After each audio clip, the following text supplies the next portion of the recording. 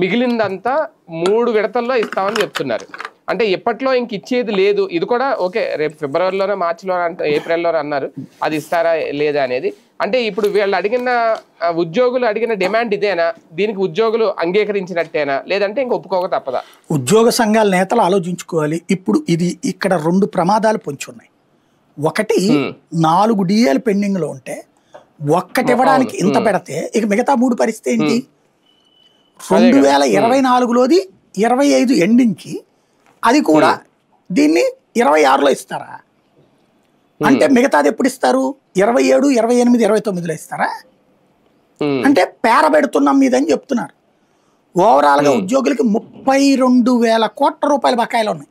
Earned లీవ్సా, లేకపోతే surrender లీవ్సా, ఈ PRC అదే మన దీన్ని ఏమంటారు, ఇవి ఏది ఇంకా ఐఆర్ ప్రకటించకుండా, ఐఆర్ ప్రకటించట్లేదు కదా వీళ్ళు, ఆ డబ్బులు పోయినాయి. అంటే ఇప్పుడు ఇక ఐఆర్లు ప్రకటించరు, ప్లస్ ఈ డబ్బులు ఎవరు వాళ్ళు ఇచ్చినప్పుడు తీసుకోవాలి, వీళ్ళు ఇవ్వకపోయినా నెక్స్ట్ వచ్చిన వాడిని ఎత్తిని తొయ్యాలి.